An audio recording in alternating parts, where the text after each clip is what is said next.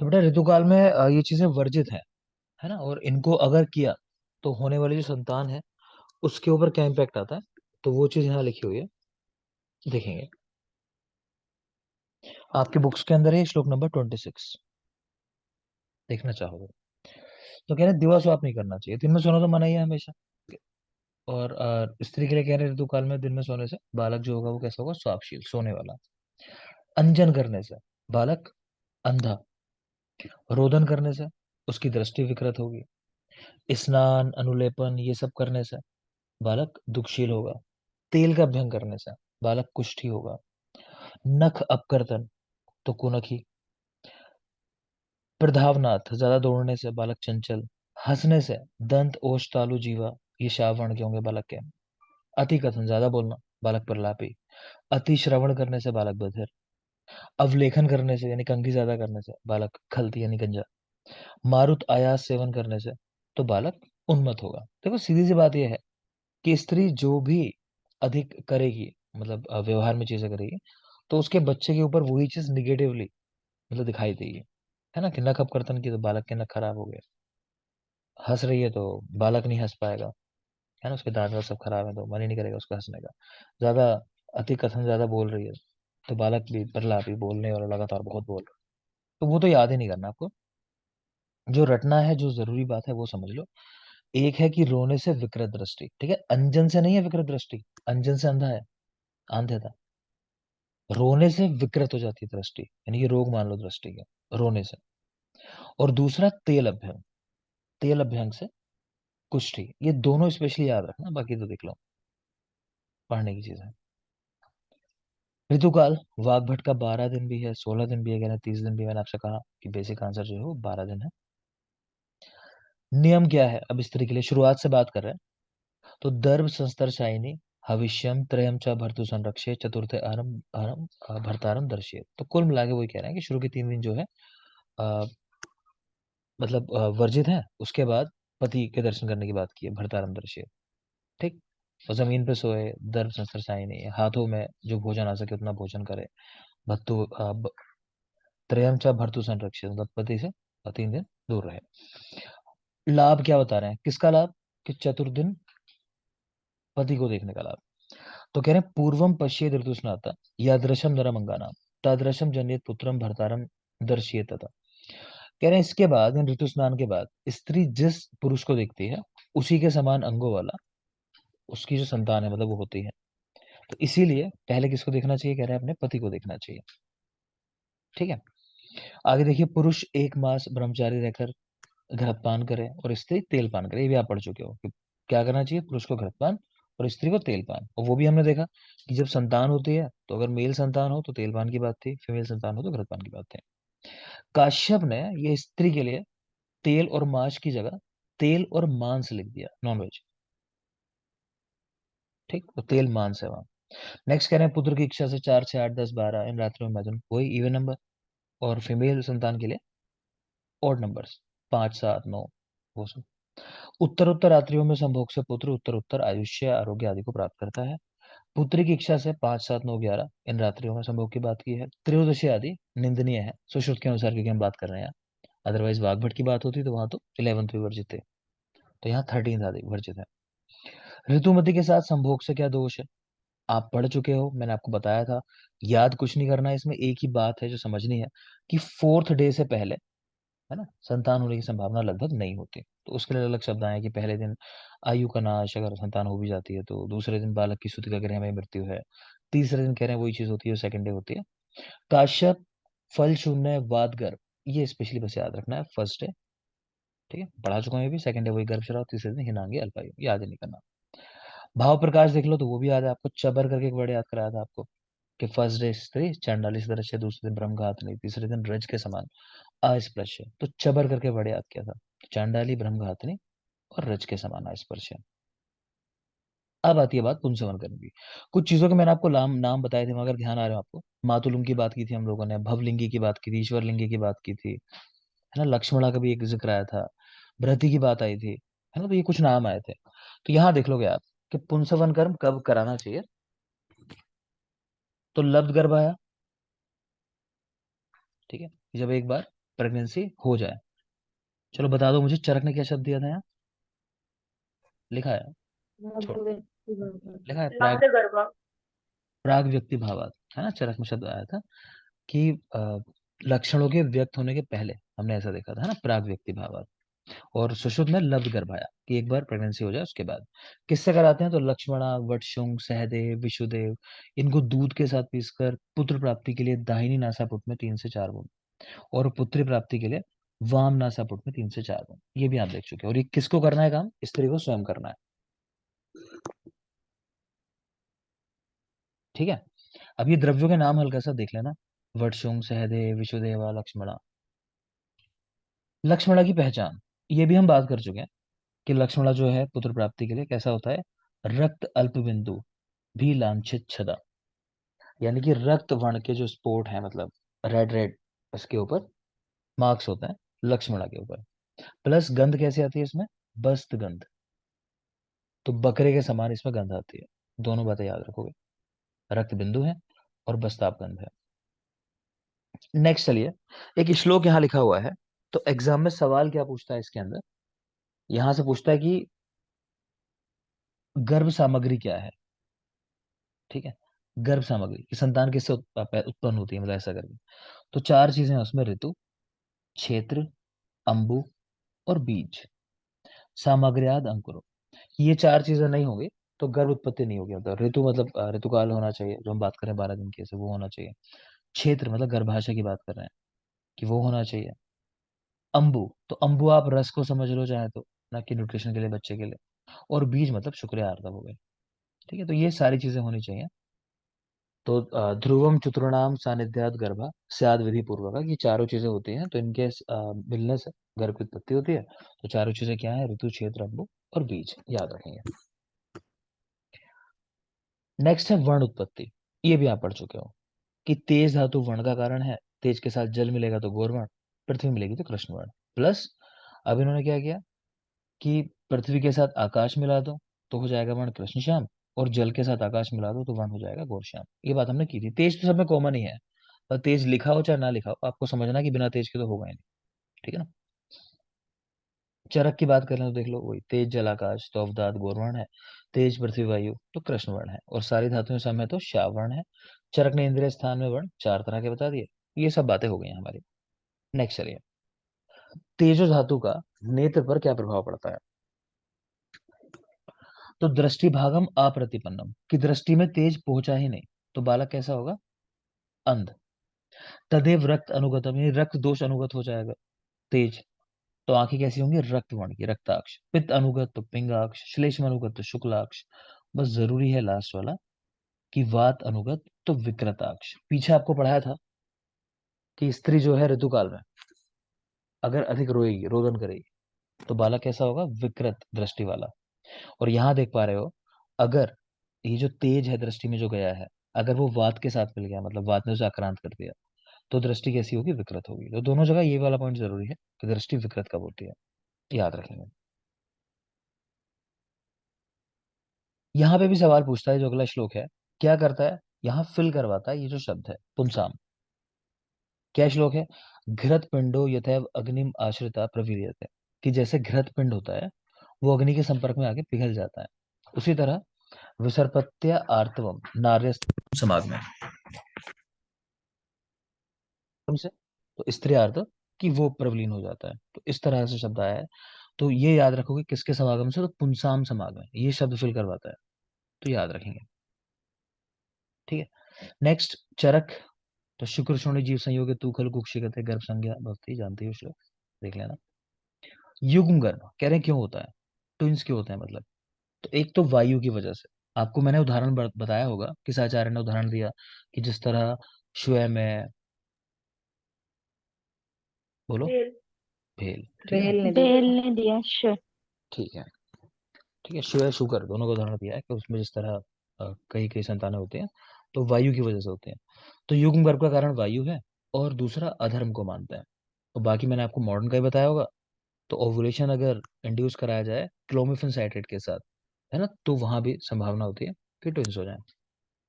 ठीक है, clomiphene citrate. आगे चलिए, नपुंसक, तो पहले तो मुझे नंबर बता दो, सुश्रुत के नपुंसक कितने हैं, चरक के नपुंसक कितने हैं? सुश्रुत के 5, चार और सुश्रुत के 5। ठीक है, ठीक है बेटा। और कर्म के अनुसार गर्भ की विकृति चरक 8 होता है। 8 8 होते हैं। ठीक है। और मुस्कान शुक्र 6 के कारण कितने हैं? सर मेनली 6 है, लेकिन अगर ऑप्शन 6 ना हो तो 8 लगाएंगे। 8 लगाना है, ठीक है। तो वो एक अलग बात है, आप लोगों ने पढ़ा नहीं होगा, चिकित्सा स्थान में देखेंगे। फिलहाल तो आप इतना याद रखो जो आपको याद है।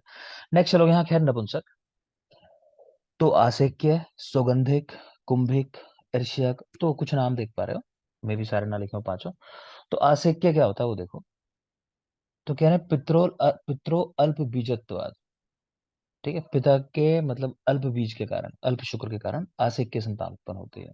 इसको मुख्य योनि भी कहा जाता है। ये पर्याय भी याद रखेंगे, है ना, पर्याय पे सवाल आ जाता है। इसको मुख्य योनि भी कहते हैं। सौगंधिक तो पूती योनि भी कहते हैं, इसको नासा योनि भी कहते हैं। तो समझ पा रहे हो, स्मेल है ना सुगंधित, तो पूती फाउल स्मेल, फिर नासा से स्मेल करते हैं, उस तरह ये पर्याय दे दिए। कुंभिक तो गुद योनि भी कहते हैं, कुंभिक गुद योनि। ईर्ष्यक तो द्रग योनि कहते हैं, ठीक है। तो इन सबको ऐसा कहा गया कि ये जो कंडीशन है ना चारों, ये सात शुक्र कंडीशन होती है। मतलब इनमें हर्ष उत्पन्न हो जाता है ना, कुछ क्रियाएं हैं उसी के नाम पे इनके नाम जैसे रखे गए कि इन क्रियाओं से हर्ष उत्पन्न हो जाता है। तो ये सात शुक्र कंडीशन है। आपको ध्यान आ रहा होगा जब हमने गाइड पढ़ रहे थे तो वहां बात आई थी कि कुछ कंडीशन सात शुक्र हैं, एक है आशुक्र है, ये षंड जो है इसको आशुक्र लिखा हुआ था, है ना। तो वही है। तो यहाँ कह रहे हैं यो भार्या या अमृतो मोहाद अंगन एव प्रवर्तित तथा स्त्री चेष्टिता कारोच। तो कह रहे हैं कि मनुष्य मोहवश स्त्री के सदृश स्वयं नीचे होकर मैथुन करे तो होने वाली जो संतान होगी वो क्या होगी, नरषण, अगर मेल संतान हुई तो। और नारीषण यदि स्त्री स्वयं पुरुष के समान ऊपर होकर मैथुन करे, ठीक है। यहाँ लिखा भी है, देखो आशुक्र षंड संगीता वाली बात जो वहां पढ़ी थी हमने। तो कुल मिला के षंड नारीषण इसमें क्या है कि अगर स्त्री कर रही है गड़बड़ कि मतलब मनुष्य मोह, अच्छा सॉरी, अगर मेल कर रहा है गड़बड़ और होने वाली संतान मेल है तो नरषण, ठीक है। अगर स्त्री कर रही है गलत और होने वाली संतान स्त्री है तो नारीषण। बात समझ में आ रही है। ऊपर वाली कंडीशन में क्या था कि मनुष्य मोहवश स्त्री सदृश स्वयं नीचे होकर मैथुन करे, ठीक। दूसरा में यदि स्त्री स्वयं पुरुष के समान ऊपर होकर मैथुन करे और नारी संतान उत्पन्न हो तो वो नारीषण। तो ये याद रखना, इस पे भी कहीं सवाल इस तरह बनाया हुआ है। बाकी शरण जो होते हैं उसको कहा गया आशुक्र। नपुंसकों में शुक्र वह सिरा का हर्ष से स्फुटन हो जाता है। तो कहने का मतलब है कि पूरी तरह नपुंसक नहीं होते, है ना, कंडीशनल है। तो ऊपर की जो चारों कंडीशन है, ये षंड जो है ये है ओरिजिनली नपुंसक कंडीशन, इसको कह सकते हो। स्त्री पुरुष के आहार आचार और चेष्टा के अनुरूप ही संतान होते हैं, है ना, कि हमारी संतान है। लोग कह भी देते हैं ना कि तुम अपने माँ बाप का प्रतिबिंब हो, जैसे हम लोग अच्छा करते हैं समाज में बुरा करते हैं, यहाँ भी जैसे माँ बाप है वैसे संतान, तो उस तरह वाली बात है कि स्त्री पुरुष के आहार आचार और चेष्टा के अनुरूप ही संतान उत्पन्न होते हैं। नेक्स्ट देखो, अनस्थि गर्भ। सवाल पूछते हैं इनके ऊपर, जरूरी चीजें हैं, याद करें ना बिल्कुल, कि जब दो नारी मैथुन करें तो होने वाली संतान अनस्थि गर्भ होती है। दूसरा है स्वप्न गर्भ, स्वप्न मैथुन से वायु के कारण कलल स्वरूप पैतृक गुण वर्जिता। सबसे मेन बात बस यही है, दोष क्या है इसमें, वायु, स्वप्न गर्भ में। और जो संतान है वो सवाल पूछते हैं कि पितृ गुण वर्जित, यानी पिता के गुणों से वर्जित संतान होती है। तो फिर याद रखना, क्योंकि अनस्थि गर्भ में आपने पढ़ा है जब दो नारी मैथुन करे, है ना, तो माइंड वही काम करता है। अगर आपने याद किया अच्छे से तो आपको ऐसा लगेगा कि शायद ये आंसर वहां का होगा, अनस्थि गर्भ का, ठीक है। लेकिन यह है किसका, स्वप्न गर्भ का, पैतृक गुण वर्जिता। तो याद रखेंगे। नेक्स्ट देखिए विकृत गर्भ। तो पाप कर्म जन्य। तो विकृत गर्भ की उत्पन्न हो रही है पाप कर्मों की वजह से, पीछे पढ़ चुके हम लोग। स्त्री शुक्र का वर्णन याद होगा, सुश्रुत अरुण के संग, कुछ ऐसा याद किया था हमने कि बीएच गए, कुछ ऐसा ट्रिक बनाई थी हमने। तो सुश्रुत अरुण संग यानी संग्रह, बीएच तो बी से भाव प्रकाश, एच से हारे, ठीक है। इस तरह हमने याद किया था स्त्री शुक्र का वर्णन। नेक्स्ट है द्विहृद पूर्ण ना होने पे क्या होता है। तो वात प्रकोप, जिसकी वजह से संतान कुब्जी, कुणी, पंगु, मूक, मिनमिन ये संतान होते हैं। बाकी फोर्थ मंथ इनका द्विहृदय अवस्था का याद है आपको। विकृत संतान उत्पत्ति का कारण क्या है। तो कह रहे हैं कि माता पिता के नास्तिक होने से, ठीक है। अशुभैश्च पुराकृत्य, पहले कुछ ऐसे अशुभ काम कर दिए, ठीक है। और वात आदि नाम प्रकोप है, कि वात आदि दोषों के प्रकोप की वजह से। तो इन पे सवाल नहीं आते इन चीजों पे, लेकिन एक सेंस क्रिएट होता है कि हाँ चीजें आगे आसानी से याद हो जाती हैं आप अगर पढ़ते चलते हो तो याद रखेंगे। नेक्स्ट है गर्भ में मल उत्सर्ग कैसे होता है। तो ये सवाल है मतलब यहाँ पूछा हुआ कि भाई गर्भ का मल उत्सर्ग कैसे होता है, कि अब गर्भ है उधर के अंदर मल उत्पन्न होता होगा। तो कह रहे हैं कि गर्भ में जो मल उत्पन्न होता है ना बहुत कम मात्रा में होता है, और उनमें वायु भी बहुत कम है जो मल का कह लो विसर्जन कराएगी। ठीक है। उनका पक्वाशय बहुत छोटा होता है, तो उस पॉइंट ऑफ व्यू से भी कि मल बहुत कम मात्रा में उत्पन्न होता है। कह रहा हूँ और इस सब के बाद भी ऐसा माना जाता है कि माता के जो भी आहार विहार है, उसकी जो भी दिनचर्या है, उसी तरह से बच्चे की भी चलती रहती है। कि मतलब माता के शरीर से कह लो कि रक्त की शुद्धि हुई तो मतलब बच्चे का रक्त भी शुद्ध हो गया। ठीक है, उस तरह वाली बात है। तो खैर ये सब चीजें होने से अल्प मल, अल्प वायु, अल्प पक्वाशय होने से मल मूत्र आदि की प्रवृत्ति नहीं होती, मतलब ऐसा सच कि बच्चे को स्टूल पास करना पड़े, जरूरत नहीं पड़ती है। माता के साथ ही उसकी भी शुद्धि हो जाती है ब्लड की। गर्भ के ना रोने का कारण, कहना गर्भ रोता क्यों नहीं है, तो उसका कारण बता रहे हैं कि जरायुणा मुखे छन्ने कंठे चा कव वेष्टित, वायु और मार्ग निरोधत्वात् ना गर्भस्था प्ररोधित। कुल मिला के बात यह है कि जरायु से गर्भ का जो है मुख वो कवर्ड रहता है। इसके अलावा कफ जो है वो भरा रहता है मुख में, है ना, तो बच्चा बोल नहीं पाता। ठीक है, तो ऐसे सवाल क्रिएट होते होंगे बच्चों मन में, जब स्टूडेंट पढ़ रहे होंगे तो सवाल पूछते हैं गुरु जी से। जैसे मैं नाम लेता कि हम लोग जब पढ़ते थे तो मेरे साथ था एक लड़का जिसको मैं पढ़ाने लगा। वो हारित वाले कारण आपने पढ़े होंगे ना, गर्भ को नष्ट करने वाले, उसमें है कि उष्ण चीजें, अधिक उष्ण आहार विहार मना है, और आपने देखा भी है। कौन सी विकृति हो जाती है अधिक उष्ण तीक्ष्ण आहार विहार करने से, मतलब जो बच्चे में कंडीशन बताई है कुछ, बोलो। उपविष्टक।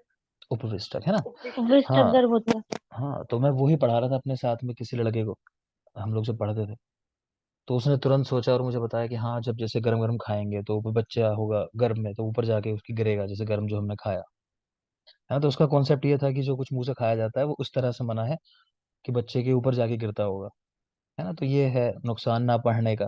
तो उस तरह से आप सोचने लगते हो चीजों को। खैर वो लड़का पास नहीं हो पाया था। हाँ, तो देखो आगे।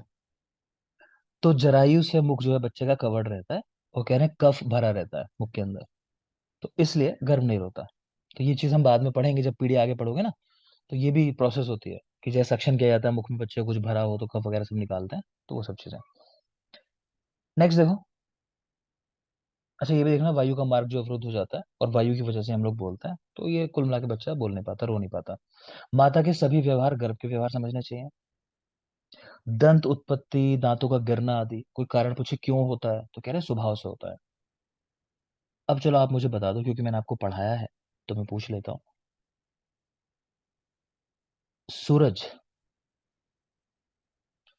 जी सर।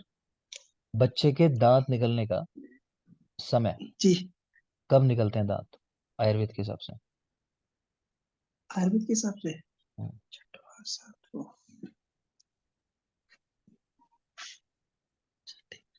सोनिका।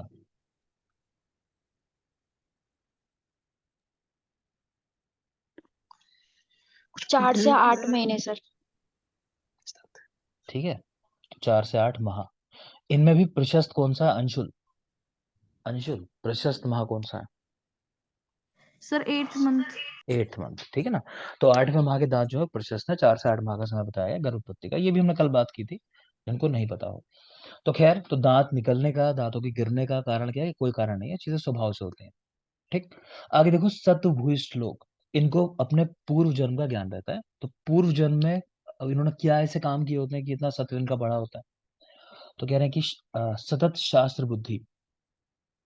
ठीक है, तो अगर मैं आपको पढ़ाता रहा जीवन भर, कोचिंग कराता रहा, तो मैं लगातार शास्त्रों में रहूंगा, तो हो सकता है मुझे अगले जन्म में याद रहे कि मैं क्या करता था, है ना। तो ऐसा करने से कह रहे हैं पूर्व जाति स्मर होता है और ये सत्वभूयिष्ठ हो जाता है। ठीक है, तो सत्व वाले लोगों को अपना जो है पास्ट लाइफ जो है वो याद रहती है, इसी को बोलते हैं जाति स्मर, तो याद रखना। नेक्स्ट एक श्लोक लिखा है, अभी इतने काम का आपके लिए है नहीं, पहले पूछा जाता था रेफरेंस, देख लो आप लोग। कर्मणा चाउदिता ये तदाप्नोति पुनर्भवे अभ्यस्ता पूर्व देह ये तने भजते गुणान। कि आप जैसे काम करके आए हो पिछले देह में, तो अगले जन्म में भी आपके मतलब वो गुण आपके साथ जाते हैं। ठीक है, पूर्व देह के साथ जो भी काम करके आते हो। ठीक। तो ये एक श्लोक है, इसको देख सकते हो आप। यहाँ लिखा है शब्द पूर्व देह, तो ये इस चैप्टर के अंदर है, यानी चैप्टर नंबर 2 के अंदर। अगर चैप्टर नंबर 3 में देखोगे तो वहां भी एक ऐसा ही श्लोक आया है, चैप्टर नंबर 3 के अंदर, ठीक है। तो वहां देवयोग करके शब्द आया है इस श्लोक के अंदर, तो ऐसा ही श्लोक है, बस वर्ड देवयोग करके आ गया, ठीक। तो याद कर लेना कि जिसमें पूर्व आया वो पहले वाले चैप्टर में 2 में है ना, और देव वाला तीसरे चैप्टर के अंदर है। अब जरूरत है नहीं, खैर। नेक्स्ट आता है बेटा चैप्टर नंबर 3, गर्भाव क्रांति शारीर। ध्यान आ रहा होगा, जब चरक शारीर पढ़ा था तो मैंने आपसे कहा था कि काफी कुछ चीजें हैं कि किस माह में क्या होता है, बच्चे की जो प्रोग्रेस है वो किस तरह बढ़ता है। तो वो सारी चीजें हमें पढ़नी है, शायद इसी चैप्टर में मिलेंगी पढ़ने को। चैप्टर नंबर 3 गर्भाव क्रांति देखते हैं। तो शुक्र जो होता है सौम्य स्वभाव का है और आर्तव आग्नेय स्वभाव का है। दोनों बातें याद रखोगे, शुक्र सौम्य, आर्तव आग्नेय। आप लोग जानते हो ओज कैसा होता है, बोलो ओज कैसा होता है। सौम्य होता है। और भाव प्रकाश, ओ सौम्य, अग्नि सौम्य। ठीक है। तो अग्नि भाव सौम्य। प्रकाश ने अग्नि सौम्य का है, ठीक है। आगे देखो कि भूत जो होते हैं परस्पर उपकार करने वाले और परस्पर अनुप्रवेश करने वाले, यानी एक दूसरे को नुकसान नहीं पहुंचाते, साथ रहते हैं, उपकार करने वाले एक दूसरे पे। और परस्पर अनुप्रवेश, तो एक दूसरे में एंटर करने वाले भी होते हैं। क्लियर। स्त्री पुरुष संयोग कैसे कहते हैं, इससे क्या हो रहा है कि वायु शारीरिक तेज को बढ़ाती है, कोई खास बात नहीं। घ्राता, दृष्टा, श्रोता, रसयिता, पुरुष, सृष्टा, गंता, साक्षी, घ्राता, वक्ता, ये सब पर्याय है, तो मतलब पुरुष के पर्याय है। आप थोड़ा सा एक बार देख लेना, जरूरी वालों में साक्षी, और तो कुछ खास है नहीं, ठीक है। तो पुरुष साक्षी इसका पर्याय है। देव संयोग से आत्मा और पंचभाभूतों का मिलना, ये चीज होती है। अगर शुक्र की अधिकता होती है तो होने वाली संतान मेल होगी, पुमान। अगर आर्तव की अधिकता होगी तो संतान स्त्री होगी। जब ये दोनों सम होते हैं तो नपुंसक संतान उत्पन्न होती है, ठीक है। शुक्र बाहुल्य पुमान, आर्तव बाहुल्य स्त्री, दोनों के सम होने से नपुंसक। ऋतुकाल 12 दिन का जो मैंने आपसे कहा याद जो रखना है, तो वही लिखा है हमने को 12 दिन। अब है ऋतुमती स्त्री का लक्षण, यानी वो जो 12 दिन है उनके क्या लक्षण है। श्लोक ही देख लेना, आएगा तो इतना ही आएगा कि आइडेंटिफाई करने के लिए कि इनमें से ये जो है श्लोक किससे संबंधित है, तो ऋतुमती से संबंधित है, ऐसा करिए।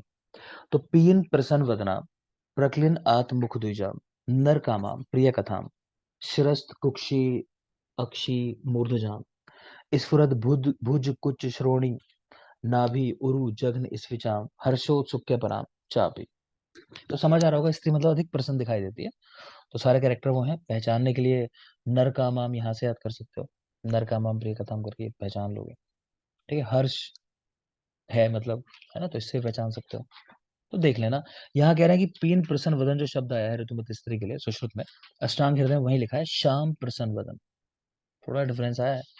सवाल पूछता नहीं है, उठा के देख लो, कभी भी ऐसे सवाल पूछा नहीं जाता। आपका मन है याद करना चाहोगे।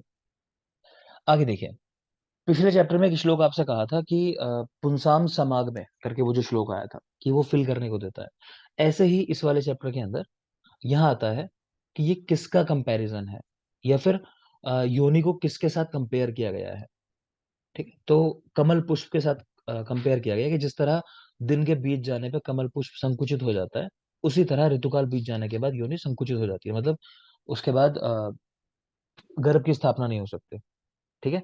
तो नियतम दिवसे अतीते संकुचते अंबुजम यथा ऋतो व्यतीते नार्यास्तु योनि संप्रियते तथा। तो ये शब्द यहाँ याद रखोगे, ठीक है। और क्वेश्चन ऐसा भी आ चुका जो मैंने आपसे कहा कि किसके साथ कंपेयर किया गया इसे, तो कमल पुष्प के साथ कंपेयर किया गया ऋतुकाल में योनि को, ठीक है, याद रखेंगे। आगे देखो मासिक धर्म कैसे होता है, एक श्लोक आपको ऑलरेडी याद है। तो मनीषा से नहीं पूछते, मंजिता, मंजिता ये किसका श्लोक है। सूक्ष्म केश प्रतिकाशम बीज रक्त वहासिरा।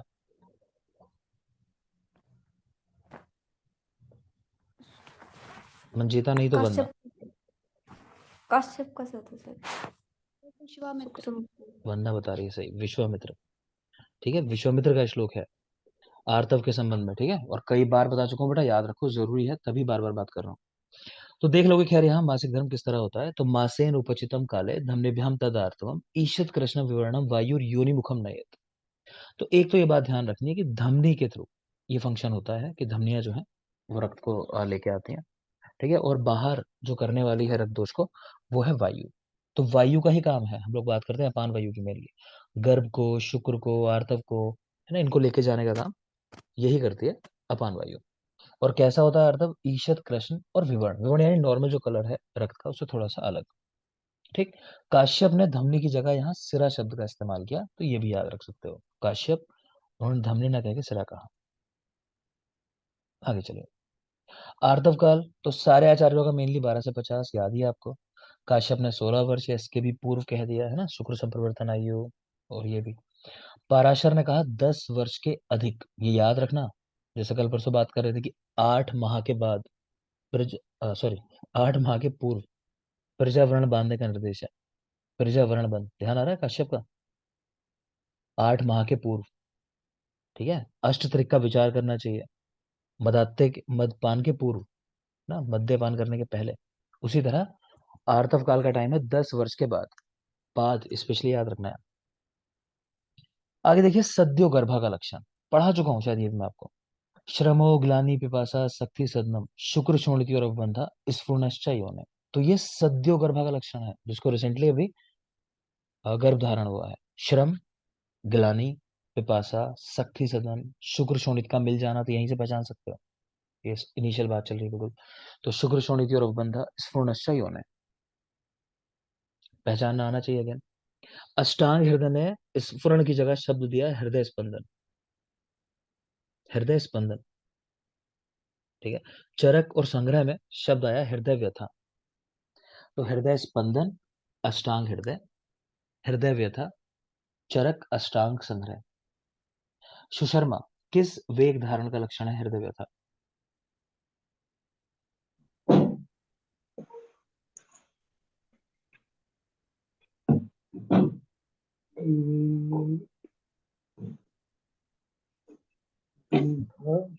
लक्ष्मी, उड़ीस, सर पुलिस, ज्योति, शुक्र और पिपासा। करेक्ट है ना, शुक्र और पिपासा का वेग धारण करना है। तो पुराना भी रिवाइज करते रहो, आपसे कहा भी था कि चरक सूत्र 1 to 15 सुनूंगा, नंबर नहीं आया अब तक ना, लेकिन कह रखा है, मुझे पता है, याद रखो। और नोटिस के लिए तैयार रहो, बस आप समझ लो कि कॉलेजेस की विजिट चल रही है, ठीक है। अभी विजिट में बिजी है NCISM फिलहाल, ठीक है। और इस बार तो डबल डबल विजिट हो रहे हैं, तो बस ये विजिट का दौर खत्म होगा या होने वाला होगा, और आपका नोटिस आ जाएगा। ज़्यादातर कॉलेजेस की विजिट हो चुकी है, तो अगला काम अब कुछ और नहीं है NCISM के पास। एग्जाम नेक्स्ट वगैरह सब, वो तो एलोपैथ को फॉलो कर रहे हैं, वहाँ नेक्स्ट डाल दिया इस बार, है ना, तो अपने यहाँ भी डाल दिया है, तो नहीं लेंगे, तय बात है। तो अगले साल से वो चीज़ें होंगी, तो उन पर प्रेशर नहीं है उसका। तो अगला काम बस एक ही है उनके पास, कि AIA PGT का नोटिस निकालना। तो बस तय रहो, आने वाला है, ठीक है। तो अष्टांग हृदय, हृदय स्पंदन, और चरक अष्टांग संग्रह, हृदय व्यथा, तो ये देख लेना। नेक्स्ट है ग्रहित गर्भा, यानी कि अब कुछ समय हो चुका है। शुरू में हमने देखा सद्यो सर ग्रहित। हाँ बेटा। सर ये तीनों चीजें याद करनी है। नहीं नहीं, वो कोई खास नहीं है, मैंने कहा ना। जी मैं आपको ये बात पहले ही बोल चुका, बेटा इस तरह के सवाल उठा के देख लो, नहीं पूछे जाते। एक समय था जब लोगों को सवाल मिलते नहीं थे, उनको समझ नहीं आता था क्या पूछे। अब काम दे दिया किसी पुराने प्रोफेसर को, पहली बार शुरू हुआ है कि ऑल इंडिया एग्जाम हो रही है, चीजें हो रही है, तो उनके पास कुछ था नहीं, तो उनको ये चीज पढ़ी थी उन्होंने, तो उठा के यही दे दिया करते थे कि बताओ अच्छा हृदय स्पंदन किसने लिखा है। अब नहीं पूछे जाते हैं सवाल, ठीक है। अब प्रैक्टिकल सवाल आते हैं जो रियल मैटर है, अब नहीं है जरूरी ये चीज, देख लेना अपने लिए बस, है ना। आगे देखिए, तो ग्रहित गर्भा, तो ग्रहित गर्भा यानी कुछ टाइम बाद के लक्षण है अभी, यानी उत्तरकालीन लक्षण। तो स्तन्य कृष्ण मुक्ता, रोम राजी उद्गम तथा, ये मान लो कि जैसे 3 4 5 महीने हो चुके हैं, वहां के लक्षण है। तो स्तन्य कृष्ण मुक्ता, रोम राजी यानी रेखाएं वो उत्पन्न हो जाना, अक्षी पक्षमाणी चाप्य से सम्मिलियंते विशेषता, आंखों की जो पक्ष में है मतलब वो चिपक रही है, तो ऐसा कह लो कि थकावट रहती है, ऐसा मान लो कि आप देखोगे प्रेगनेंसी में बहुत सारी औरतें थकी थकी थकी थकी लगेंगी, है ना, क्योंकि एनेमिक हो जाती है, वो भी कारण था। आजकल तो नहीं, पर पहले बहुत कॉमन थी ये चीज। तो अक्षी पक्ष में उनका मिलना बिना किसी कारण के, आकामतः छर्द्यते, गंधाद उद्विष्टे शुभात, है ना, बिना किसी कारण के कहना वॉमिटिंग हो रही है, और अच्छी गंध है, अच्छी स्मेल है। लेकिन प्रेगनेंसी में चीजें होती हैं कि कल तक जो स्मेल अच्छी लगती थी, आज अचानक से उससे नफरत हो गई है ना, कोई परफ्यूम लगा के आ जाए तो गुनाह करके आ गया वो, है ना। तो ऐसी वाली चीज है। तो बिना कारण छर्दी और गंधात उद्विष्ट शुभात प्रसेकः सदनम चापि गर्भिण्य लिंगम उच्यते। एंड में वही कि प्रसेक अधिक मतलब लाला शराब अधिक हो रहा है, थकावट लग रही है, तो देख लोगे, देख के समझ में आ जाती हैं चीजें। तो एक दो पॉइंट स्पेशली याद कर लेना, जैसे अक्षी पक्षम का मिलना, है ना, और ये वाली लाइन अकामत शर्दी होती है, गंधात उद्विष्ट शुभात। जैसे आपको आईयूडी में एक बताया होगा कि भवत्यो श्वास पुतित्व, श्वास में गंध आना, है ना, तो वो चीज। तो ये सवाल पूछ लेते हैं। गर्भ धारण के बाद वर्जित चीजें क्या हैं? दिवा स्वाप नहीं करना, डरना या डराना, उत्कट आसन में बैठना, है ना, स्नेह आदि क्रियाएं, रक्त मोक्षण, वेगों को रोकना, तो ये सब चीजें मनाही है। आप जानते हो प्रेगनेंसी में तो कुछ भी जो अलग है या खासकर एक्सट्रीम पे वो तो करना ही नहीं है।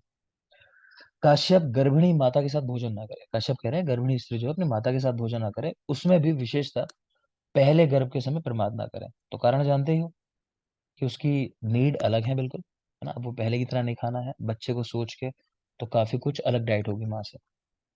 वर्जित कर्म करने से गर्भिणी के अंग पीड़ित होते हैं, और माता के अंगों के समान ही कह रहे हैं गर्भ के अंग भी पीड़ित होते हैं। यहां से आता है बेटा वो वाला पॉइंट जो हमें पढ़ना है पूरा, मासानुमासिक वृद्धि। तो मैं देखूंगा अगर इसका लेक्चर मुझे मिल गया रिकॉर्डेड, तो मैं आपको ना वो लेक्चर दे दूंगा, एक बार पढ़ा भी दूंगा एक बार, लेकिन आप पढ़ के आओगे तो ज्यादा बेटर रहेगा कि किस किस मास में क्या क्या होता है। टाइम कम बचा है, पूरा तो हो नहीं पाएगा अभी आज, और एक साथ ही पढ़ते हैं इसे। ठीक है, कुछ और देख लेते हैं। इसके जस्ट नेक्स्ट जो पॉइंट है वो पढ़ा देता हूँ आपको। ये देखो आप, 5 मिनट बचे हैं अभी, 4-5 पेज आगे आ जाओ। दोहृद और भावी संतान, कि स्त्री का मन क्या हुआ करने का, है ना, कि क्या मुझे खाना है। और वो उस दोहृद से आप कैसे पता लगाओगे कि बच्चा कैसा होने वाला है ना, बच्चे के गुणों को पता लगा लिया पहले।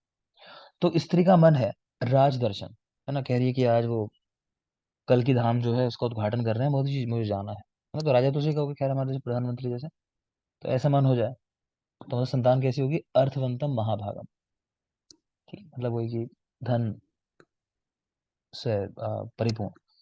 आभूषण का मन कर रहा है पहनने का, संतान भी अलंकार प्रिय है ना। देव प्रतिमा, किसी देवता की प्रतिमा देखने का मन कर रहा है, तो संतान होगी पार्षदोपम, मतलब ईश्वर के जो दूत होते हैं ऐसा कह लो उनके जैसे। आश्रम में संयत आत्मनाम, तो धर्मशील है ना, तो आश्रम वगैरह जाने का मन हुआ तो धर्मशील संतान। व्याल आदि हिंसक पशु देखने से, तो हिंसाशील संतान होती है। गोधा मांस खाने का मन कर रहा है, तो संतान कैसी होगी? सुषुप्सु धावनात्मकम, सोने वाली और दौड़ने वाली, है ना। जैसे वो है एक डब्ल्यूडब्ल्यू में रेसलर आता था ब्रोक लेसनर, तो उसका था कि ईट स्लिप एंड रिपीट, कुछ ऐसा था उसका, है ना, कि ऐसे वाला। तो वो सोता था, फिर मतलब ईट फाइट और शायद ऐसा था, स्लिप और रिपीट ऐसा करके, कि बस खाओ, सो, उठो, लड़ो, फिर रिपीट, सेम चीज है ना। तो ऐसी वाली तो सो रही है या लड़ रही है संतान, दो ही काम। जो घर के लोग होंगे उन्होंने सुना होगा कि या तो बोलेगा ना, बोलेगा तो गन्ना छोलेगा, है ना, कि मेरे तो सो रहे हैं मतलब कुछ काम नहीं, और उठ गए तो फिर सबसे लड़ाई झगड़ा। गाय का मांस खाने का मन है तो संतान कैसी होगी? बलवान और सर्व क्लेश सहन करने वाली। माहिष मांस खाने से शूर, रक्ताक्ष, लोम संयुक्तम, तो माहिष मांस खाने से शूरवीर संतान होगी, है ना। माहिष्मति जैसे याद कर लो, बाहुबली, तो शूरवीर होते थे वहां जैसे। रक्ताक्ष, आंखें लाल हैं, और लोम संयुक्तम, कि जन्म के समय हो सकता है बच्चे के हेयर आपको दिखाई दे, ग्रोथ बालों की ठीक ठाक हुई हो। वराह मांस खाने का अगर मन है तो स्वप्नालु और शूरवीर। वराह मांस खाने से स्वप्नालु लेकिन शूर। हिरण का मांस खाने से वेगवान वंचर, हिरण भी ऐसे होता है। श्रमर मांस विमन मनस, मतलब मन उसका परेशान से रहता है, कह रहे हैं ये भी एक वैरायटी है हिरण की, तो आप याद रखो, नील गाय टाइप मतलब ऐसा कुछ। तीतर का मांस खाने से तो डरपोक संतान, तो तीतर को वैसे भी डरपोक मानते हैं, तो उस तरह याद कर सकते हो। इनमें जरूरी क्या है वो समझ लो।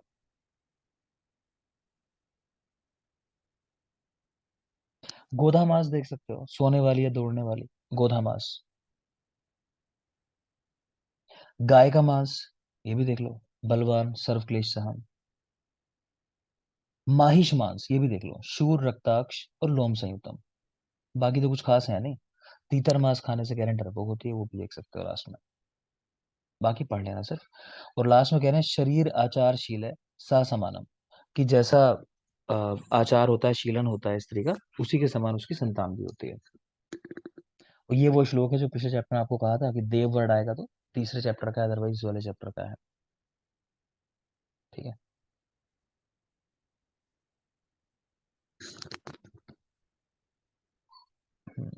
चलो लास्ट पॉइंट है, ये पढ़ा देता हूँ बस, कि 8वें मास में बच्चे के अंदर नैरक्त नामक एक राक्षस है, कहते हैं कि उसका अंश होता है, तो वो लेने आता है, मतलब बच्चे को मतलब मार देता है, कहने का मतलब है। तो उसकी शांति के लिए क्या करते हैं, मांस और ओदन का दान दिया जाता है। तो मांस और चावल, तो ये दान किए जाते हैं। 8वां मास अच्छा नहीं माना जाता।